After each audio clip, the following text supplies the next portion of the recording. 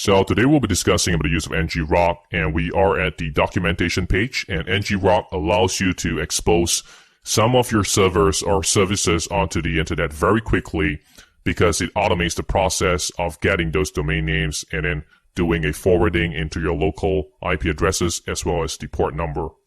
So in this case, we can see like NGROK HTTP 80, so which is a expose of a local web server, and you can do it for other IP addresses as well.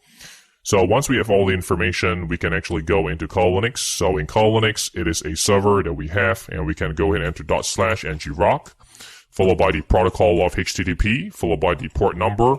And once you hit enter on that, that would start up the NGROK forwarding. So here we have been furnished on the forwarding domain names as well as to the local address. So we can actually copy the link of the web interface, go into any of your favorite web browser, and go ahead and enter paste and go.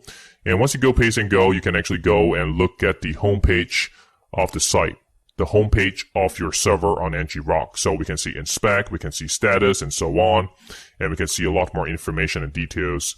So what we'll do next is we will actually go back into terminal, and we can actually open a new window. And once we are in the new window, we got a cd into etc Apache 2, and we can enter ls-l to look at the directory. And of course, we can actually look at cat on ports.conf. So the reason why we chose 8001 is because the configuration has a listening on the port 8001. So this is where we will service our web server. So again, it could be any ports that you want to open up onto the internet using NGROK. So we will need our router under firewall configuration, and we will have to ensure that our router has a port forwarding. Else you will not be able to open up the server onto the internet. So in this case, we have specified the web server name, the external port start, the external port end, as well as the internal port start and port end.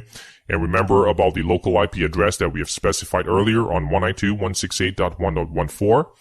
And moving forward, over here, we have to make sure that we have started up the Apache web server. So we can enter service, Apache 2, enter status, and see what is the status of it. So of course, in this case, it is inactive or /date. So all we got to do is enter start to start up the web server.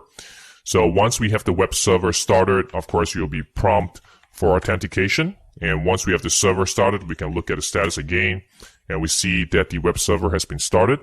So for example, if I'm in Android and I can actually go under the web browser and I can actually key in the furnished IP address coming from NGROK. So in this case, over here, all we got to do is enter http://b618ed41.ngrok.io, hit enter on that, and we will be able to gain access directly into the server. And of course, in this case, we can see that we have Loi Liang Yang on the page. So of course, if I go into cd var www.html, enter ls-l, and we can actually do a cat on index.html. And we can actually see that we have the same information here. So this is the NGROK tutorial. So I hope you have learned something valuable in today's tutorial. And if you have any questions, feel free to leave a comment below, and I'll try my best to answer any of those questions. And remember to like, share, and subscribe to the channel so that you can be kept abreast of the latest cybersecurity tutorial. Thank you so much once again for watching.